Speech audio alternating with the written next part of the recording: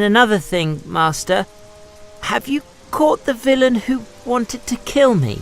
No, I haven't. I didn't catch the villain who wanted to kill you. He got away between the brush and the steep twists of the path. But why? I don't know. Not yet, I don't. But I suspect we'll find out soon enough. Fair enough. It's late. Let's head for the Abbey.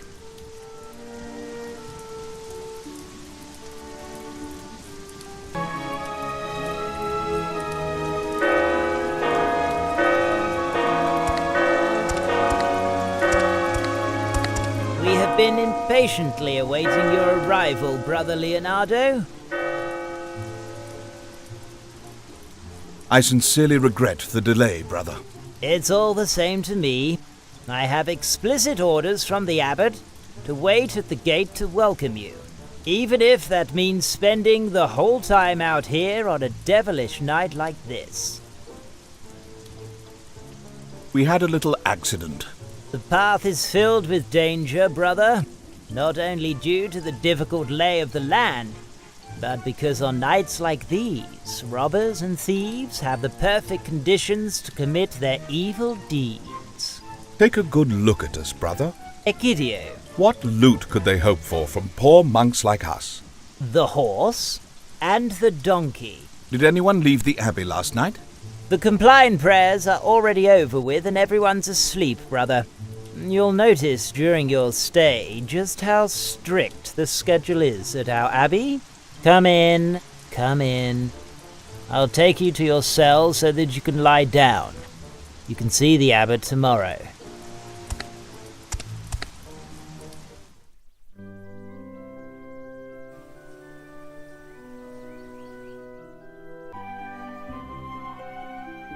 Brother Leonardo, it is an honor for this humble abbey to be allowed to welcome you.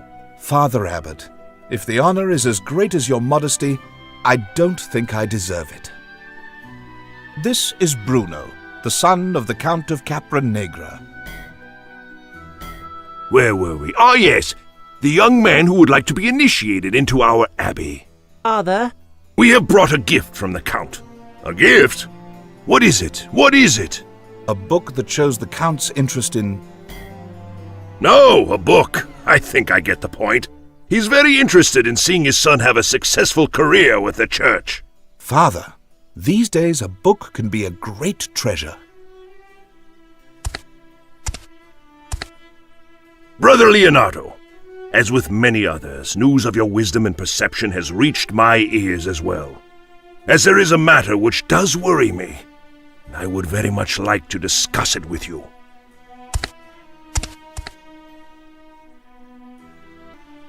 Are you talking about the nighttime excursions your monks make? What do you mean by that? Yesterday we were attacked by a monk, and there aren't too many monasteries around here. I regret any such incident, but I'm sure that your eyes and the dearth of light caused illusions that deceived you. Once the prayers for Compline have been said, the monks are not allowed to leave the abbey. Is that right? All of the doors are locked tight, and the only ones who don't sleep in the Artificium, where the monks' cells are the brother gatekeeper and myself. It's true. We were not able to see his face. But one thing is certain. Whoever it was wanted to prevent us from speaking with you about the death of your former gatekeeper. But how? I just spied Egidius walking towards the cemetery with a wooden cross on a cart. I put two and two together and deduced that a monk must have died recently. And as Egidius was the one who waited for us last night, and the duties of a gatekeeper normally have nothing to do with those of a gravedigger, it's only logical that the deceased must be the gatekeeper. But why do you suspect that something curious is attached to that death? An accident wouldn't make you uneasy. And if the situation dealt with a suicide, you wouldn't bury him in consecrated soil. Well, I see that word of your fame is more than just idle talk. Father. Brother Leonardo, running an abbey is no simple task. And in times like these, preserving the righteous faith of the community is even more difficult. Day by day, the people become less God-fearing, and the devil sows his seeds on the fertile soil of doubt and fear. Doubt must be fought with diligent study. Knowledge can be a devastating temptation, too, especially at an abbey like ours, a fortress of wisdom and knowledge.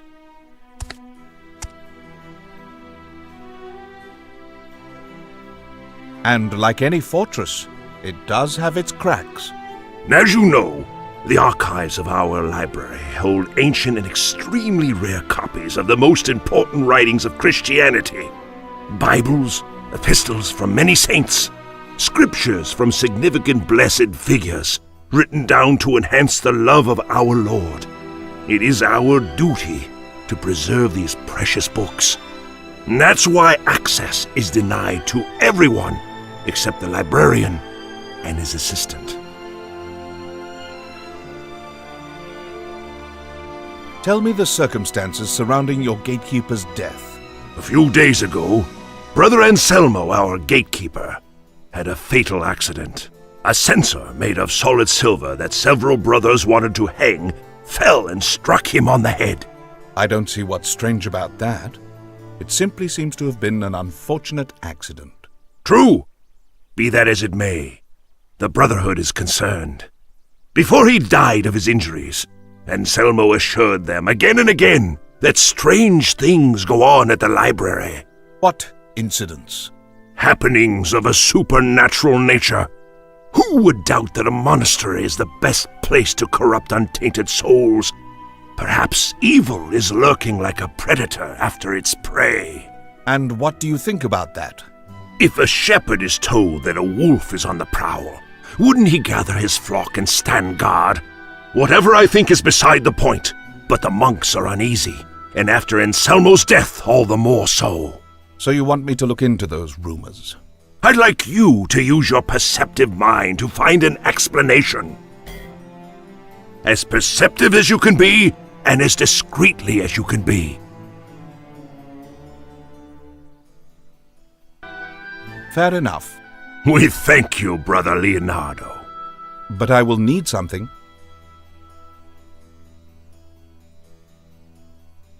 I must be able to question the Brotherhood without restrictions. As long as it doesn't disturb the Brothers' work, they will be glad to help you. I thank you. Please exempt me from taking part at Mass. In a battle like this, I'm not sure if you should make do without having the power of prayer at your side. I am grateful for your concern, Father, but if there's one place at this monastery where I certainly won't find any demons, then it's the church. All right, as you wish. I need permission to enter the library. But the rule is very strict with regard to this. No one is allowed to go. If everything points to the library and strange things are happening, don't you think it could help me to find out the truth if I were allowed to go in there?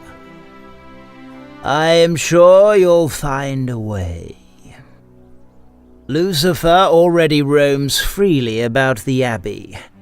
There is no need for you to do so as well.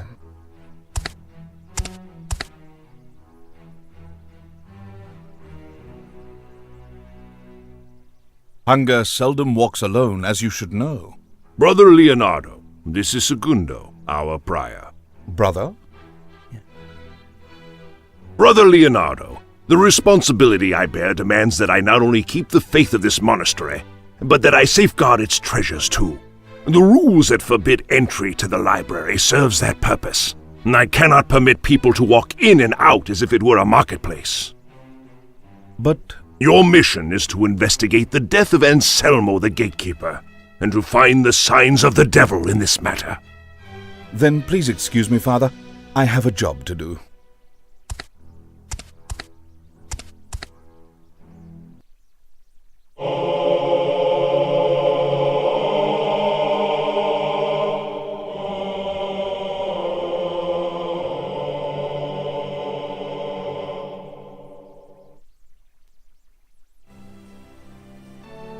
Come on, follow me. Behave yourself and don't touch a thing. Yes, Master.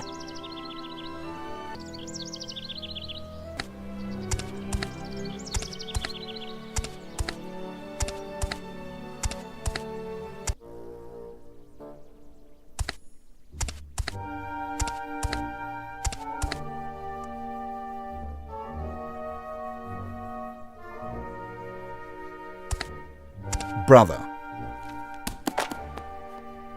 Yes? I am Leonardo de Toledo. What's your name? I'm Gottfried of Trentino.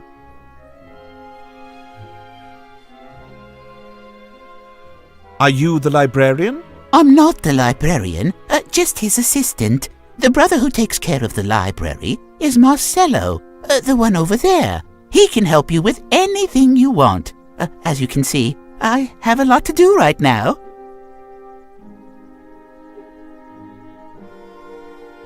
It seems like you're a bit nervous. Of course! You scared me half to death. I'm sorry, brother. It wasn't my intention to startle you. Are you all right again? Yes, nothing happened. Excuse me now, brother. I have a lot to do.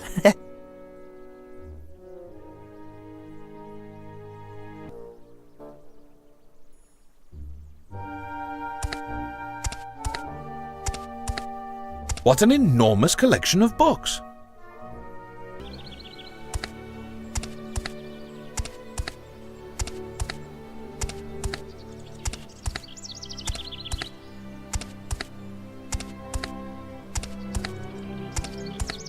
That doesn't work. I don't see anything special. The brothers must be very grateful to the Madonna. It would be an arduous grind for them to carry water up onto these cliffs. According to the legend, the Virgin Mary appeared at precisely this spot. Since then, there's been water beneath here, something which, in a purely physical sense, is utterly impossible where we are. This is Bruno, my personal toothache. Come on, follow me. Behave yourself and don't touch a thing. Yes, Master.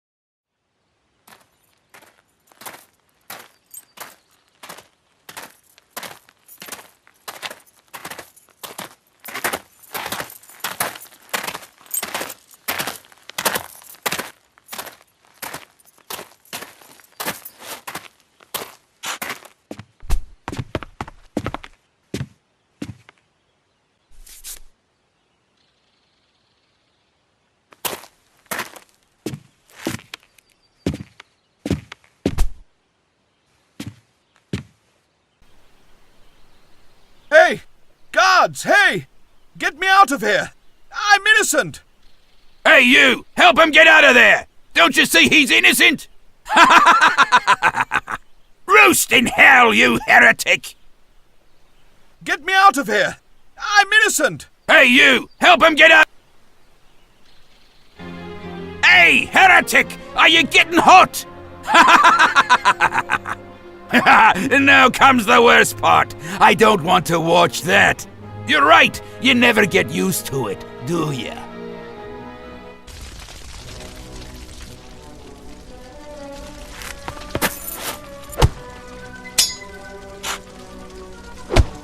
Oh, God.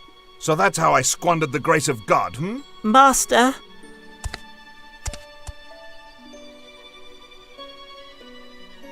I'm so sorry. I thought you had some kind of contact with the devil. You made me desecrate things, and... It was not desecration. We were searching for the truth. I see that now, Master.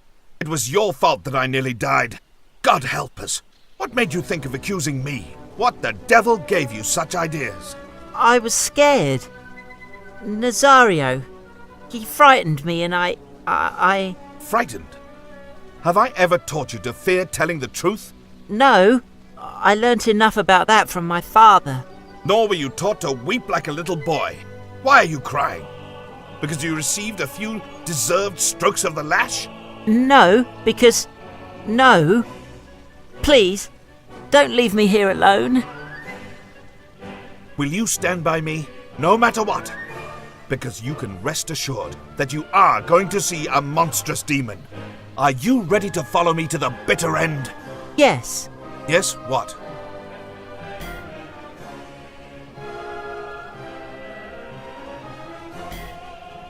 Yes, Master. Good. We're off, Bruno. Where are we going? We're going to finish this once and for all. The final hour has come. Bruno, stay near the doorway. It would be better. If you say so, Master.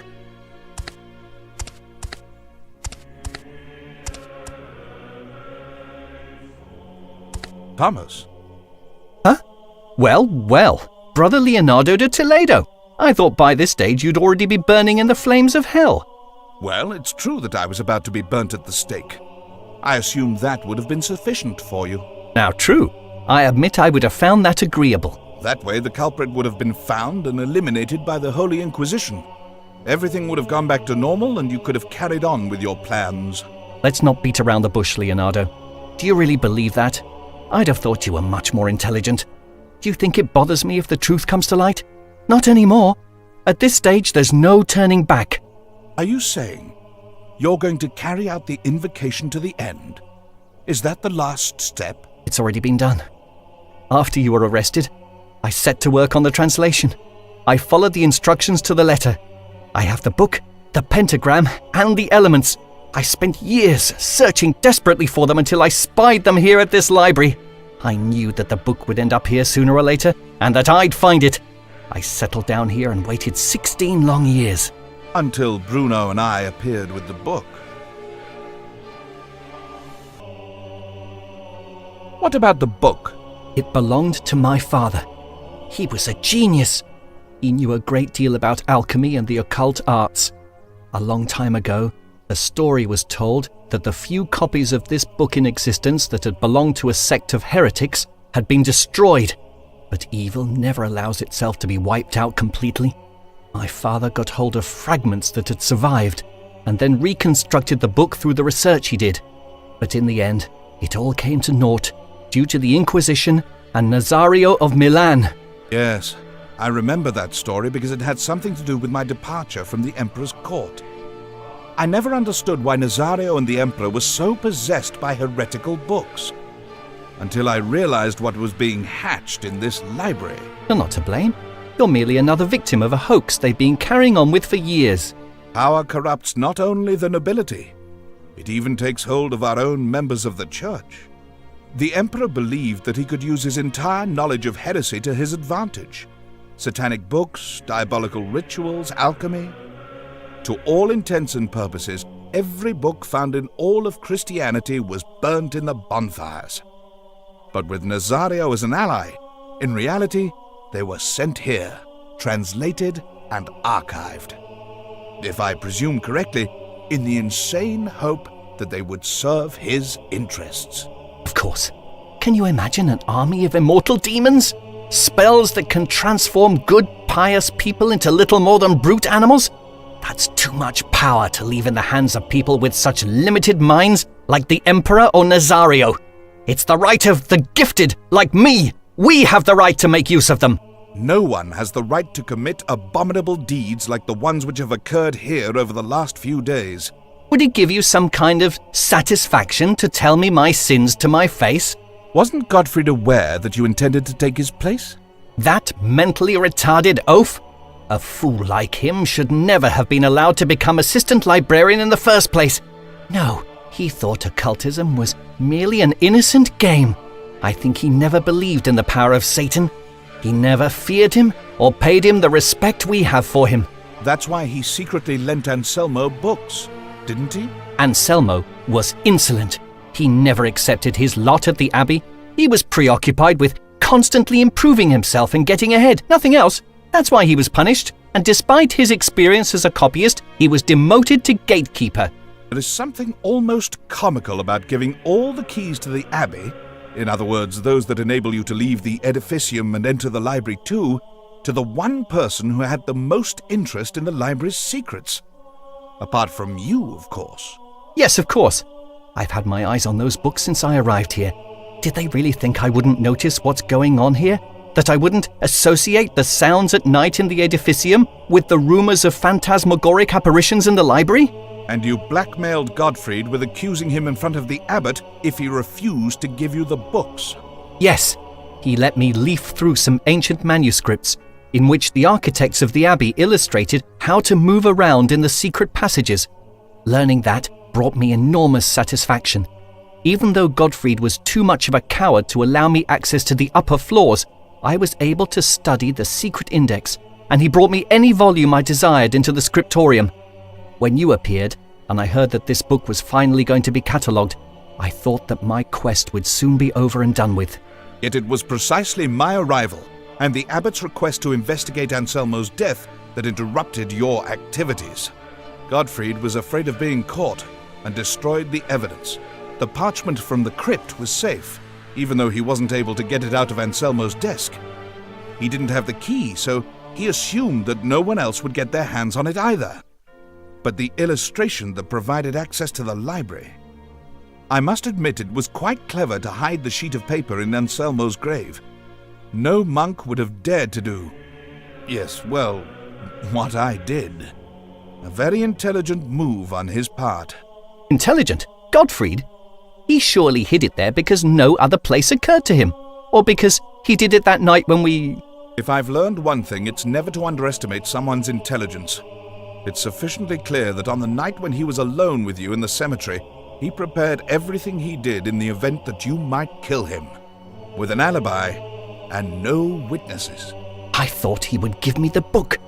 Instead, I found him stuttering and trembling with fear, because Brother Leonardo was going to discover his secret, and he would be excommunicated.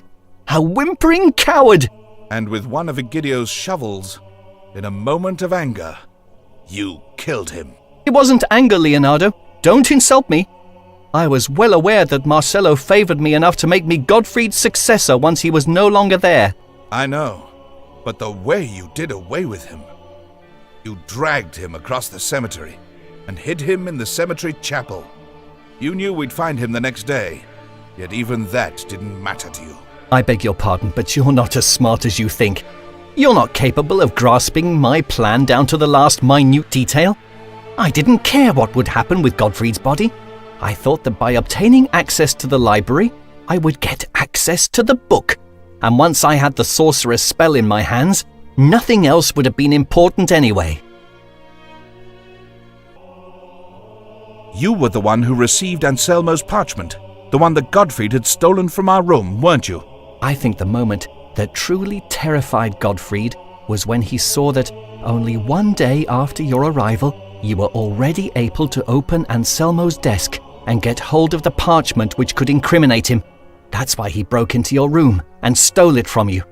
I took it away from him at the cemetery and intended to destroy it. But once you established that you weren't able to read the invocation spell without the help of a translator, You gave it to Umberto so that he could sneak out of the edificium that night. Umberto's vice was greed. I offered him a solid sum of money for the translation, confidentially.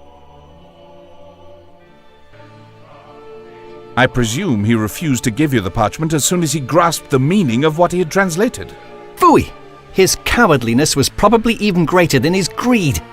Umberto told me that he wouldn't give me the translation under any circumstances, but I knew he wasn't stupid, that he wouldn't destroy anything of value, which meant he had to keep it hidden in a secret place. I strangled him with my belt sash. That's what I thought. You weren't wearing the sash that afternoon. I presume your anger got the better of you again. Aren't you listening to me? I'm not easily angered. It was all part of my plan. He had health problems, something to do with his vagus nerve, and asphyxiated quickly. It hardly left a mark. With health problems like that, he must have gone to the Abbey's doctor often. To my friend Eladio. Perhaps that's how the two of them developed such a close relationship. They already knew each other. They always kept up a peculiar form of camaraderie. They were thick as thieves, but never seemed to be friends. When Nazario told me of his past at the tribunal, I realized that the translation would be there, in the hospital. But why didn't we run into you that night in the library? I searched Umberto's workplace with a fine-toothed comb, but there wasn't much time. I didn't find the translation there, so I went away with the book in my hand. Marcello saw me. That left me with no other choice than to hide it. I mixed it in with the other tomes on my desk, then went up to the library to give them all back. The book would be safe there until nightfall. I see. Because you needed the book too. The translation alone wasn't enough. I can't imagine that Umberto hadn't copied Saturn's pentagram, a necessary part of the invocation. Umberto was a translator, not a copyist. It was easier to use the drawing from the book and read the translation from Umberto's parchment out loud. That's why I went to the library that night, to get the book again. Yet you were so impatient to see if the drawing would do what it's supposed to do, that you had to try it out in the library right away? What kind of sense does that make? Why not? Was there a better place? No one could see me, except perhaps some monk who had to go out at night because he had fallen ill. Otherwise, no one could go up there and come into the library. Aha! But you hadn't reckoned with Bruno and me. You were so beside yourself when you heard us that you tore the page with the pentagram out of the book and fled. You left everything else behind the way it was, including the book. I see it gives you great satisfaction to interfere with my plans. It looks like my interference bothered you enough for you to make a mistake. What? Once we found the pentagram in the library, I knew it was you. Only 2 brothers had access to those rooms at the time, and only one of them, to put it in a nutshell, displayed a great interest in occultism. Aha! In other words, it couldn't have been anyone else who had the key. You, for example. It could have been, but when Nazario accused me at the tribunal and found the tarot card, you couldn't stop yourself from pouring more oil into the flames in order to get me out of the way and get your hands on the translation again. You had to open your mouth. You called out that the picture on the card was similar to the drawing in the library, but at that point in time, you wouldn't have been permitted to have any more access to the library, because the Inquisition had forbidden it. But you didn't give it any thought. It was impulsive, and it was a mistake. No! For my part, I held you for a weak suspect, simply unable to do something like that.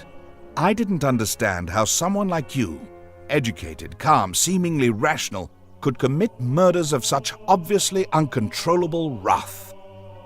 When I questioned you, I couldn't find any trace of nervousness, of the normal reaction someone shows who has a guilty conscience or something to hide.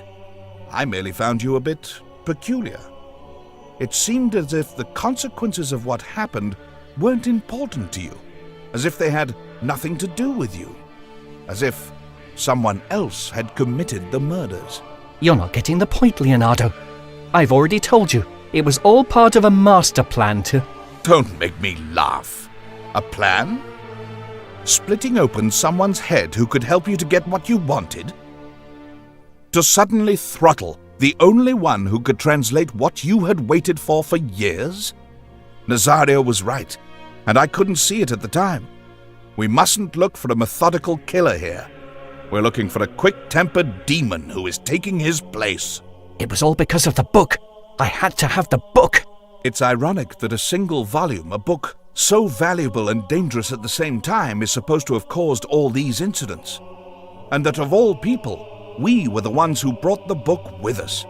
It was in our hands for so long, but we weren't aware of what it dealt with.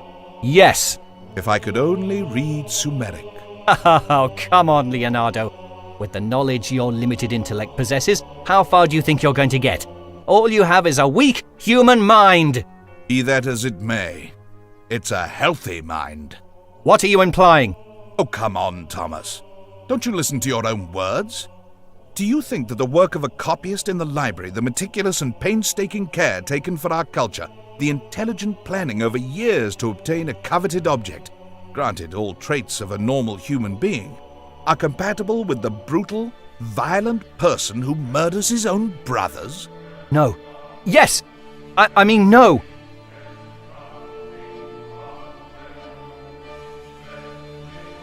I'll tell you what I think. You're sick. Your mind doesn't function.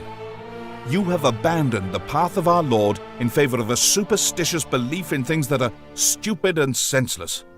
And all because your imagination tells you they'll give you power.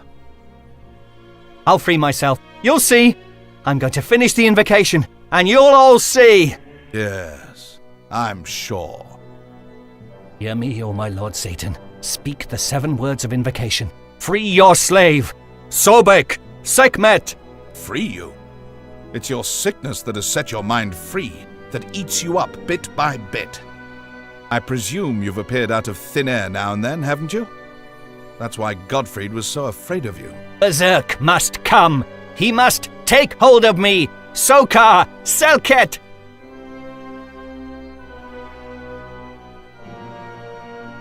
Do you want to invoke a demon, Thomas? You don't need any sorcery for that. You're already possessed by the demon of madness. No! What? Stop! Stop!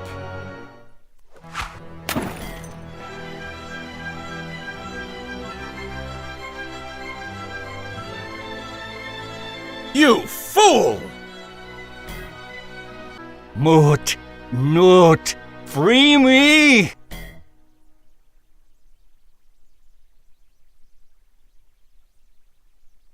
Ha ha ha ha ha! Berserk is here! Ha ha ha ha ha!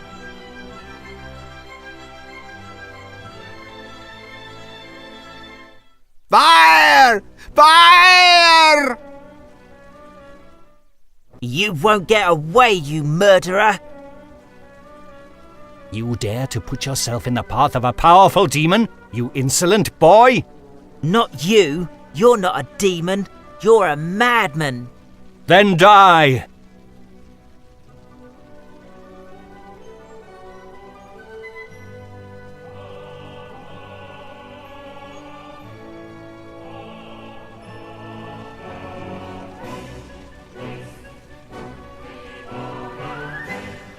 I don't see anything special. That's the talisman of Saturn. It's drawn in blood. It could be from an animal, but my instinct sadly tells me otherwise. Nothing interesting?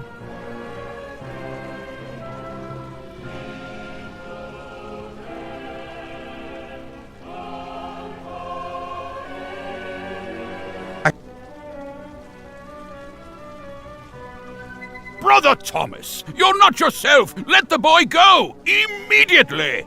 I'm not Thomas anymore. As Thomas, I can merely kill them one after another. I am Berserk now. I'll take all of you with me. Together with me, you'll learn what hellfire is. Thomas? Huh? As you like fire so much, let's see what it does to the book you've set your heart on. No! No! Ah!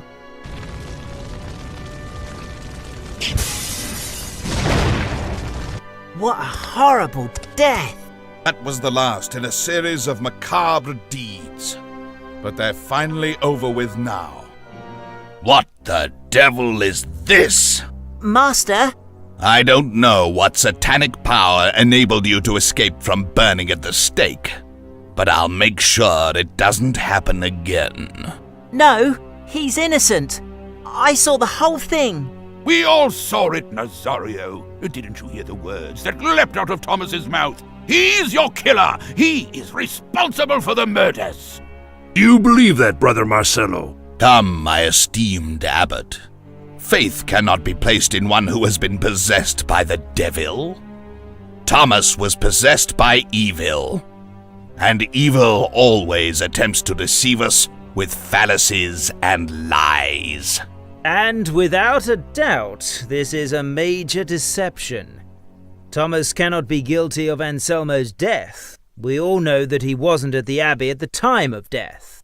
That's bad news for you, isn't it? I beg your pardon? Speak clearly, Brother Leonardo. I'd be glad to. If I were him, if your community were to accept that Thomas had killed Anselmo, that would let you off the hook completely.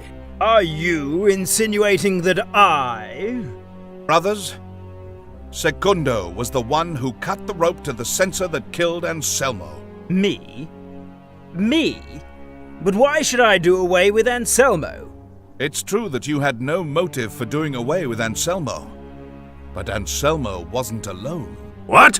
You planned it carefully. You knew the abbot frequently took walks to the crypt and back.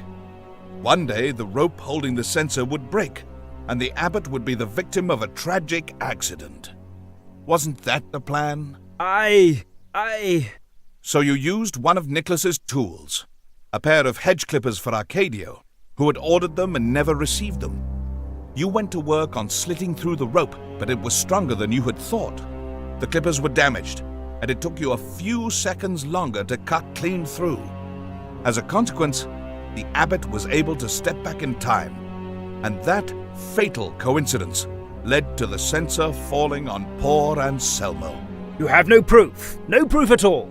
But you also knew that Nicholas is very conscientious.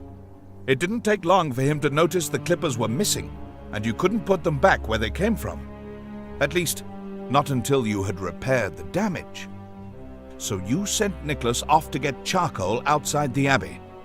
Now that Nicholas was gone after some makeshift repairs, you put them back in their place. But as you were coming out of the smithy, I spotted you. That is a lie. What a huge falsehood. No, it's true. Segundo didn't fix the clippers. He had me do the work. Now I understand why he wanted to keep it a big secret. Now you'll believe what Egidio says too? When he has told you his story, you'll see that you cannot put any faith in him. He and Leonardo are accomplices. Leonardo, please continue. With the greatest of pleasure, Father. Segundo logically would have been the next in line to become abbot. We mustn't forget that he has very influential friends. In said position, with the languages he's mastered, under the protection of that self-same Nazario with the knowledge that the library contains, I don't know the limits of his ambition, but it would have been easy for him to attain a cardinal's mitre. And from there, it's only one step to the Holy See. A pack of lies! This is ridiculous! And believe me, it wouldn't have bothered him a bit to do away with anyone who stood in his way, even if the situation had dealt with one of his masters. Keep talking. Once your plan failed and the abbot commissioned me with the investigation here, you applied pressure so that Nazario would come as soon as possible, because you knew he would try to get me out of the picture. What you weren't aware of is that Nicholas guessed what had happened to the clippers. He found it strange that of all days, you had chosen that one to send him out to get charcoal for no reason at all. The barrel of charcoal at the entrance to the smithy is still sealed, because Nicholas still has his old one, which is almost full. That's true. What's more, we know that on several occasions Nicholas had advised you to replace the rope holding the censer with a chain, for greater safety. You turned him down time and again. Nicholas drew his own conclusions from that and became suspicious of you. Yes, Nicholas came to me last night and asked if he could talk with me. He wanted to warn me about a person whom I trust. But in light of the course events had taken, I thought he meant you, Brother Leonardo. No. Nicholas suspected that Segundo had something to do with Anselmo's death. Segundo realized that, so he decided to do something about it. If he were able to kill Nicholas and have the blame placed on me, the blacksmith would have been silenced, Segundo would have been rid of me, and what's even better, Nazario would have thought that much better of him. Once I was out of the game, he could have killed the abbot and accused Nazario of negligence and incompetence for not finding the culprit. Perhaps these are all merely presumptions. Handing over the wrong culprit to the Emperor, taking Nazario's place, and who knows what else. Aha. Have you any proof? I have some. After Vespers, Segundo bought me a glass and a piece of parchment. Then he instructed me to get rid of them. But here they are, Reverend Abbot. A glass of aconite and the prescription from Eladio, made out to Segundo's name and signed by him. Quite an eloquent twist, I'd say. I beg you, most illustrious Reverend. Are you going to believe these heresies? This is ridiculous.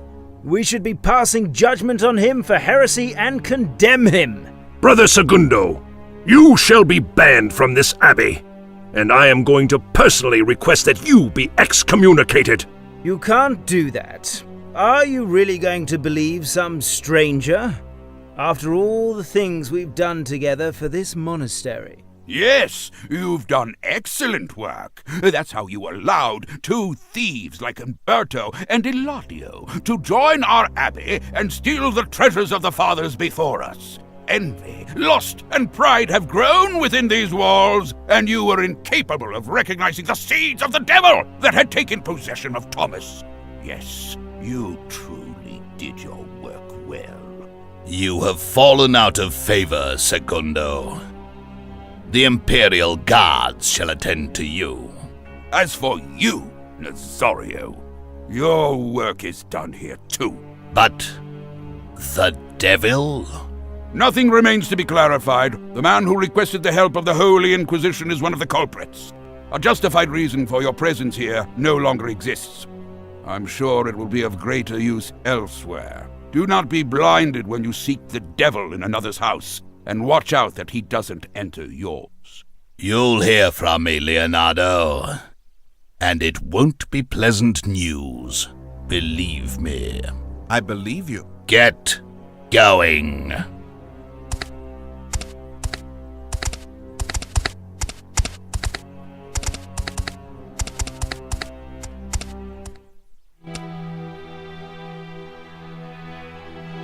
Thank you very much, Leonardo. Without your wisdom, we would never have found out the truth. I regret that they had to be such terrible truths, Father. Will you tell us someday how you managed to escape from being burnt at the stake? I've already told you. It was with God's help. I'm not familiar with Nazario in your past, but I fear that your future with him is probably going to look rather dark. Take care of yourself. Don't trouble yourself. I will. Master? Bruno. The time has come for us to part. We've come all this way together. I...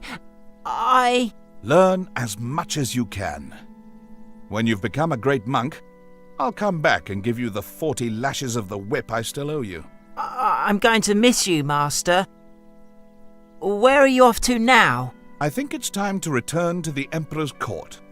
It may turn out to be dangerous, but there's a time when I must face my past. The events here have given me food for thought, and I think it was wrong to have gone away back then. What do you mean by that? Someone has to keep an eye on the Emperor's craving for power. What has happened here was merely a warning from our Lord. It pointed out to us what can happen if the Emperor fails to watch out and acts rashly. Wise words, brother. Go in peace, and count on my support. I'll do that. I'm going to speak with the brothers of my order and... oh, well, with the Empress too, if it's necessary. I wish you luck. You'll need it. And on the journey there, who knows? Perhaps I'll write my memoirs. What? Don't worry, Father. I don't think that anyone would read them. Peace. Peace, brothers.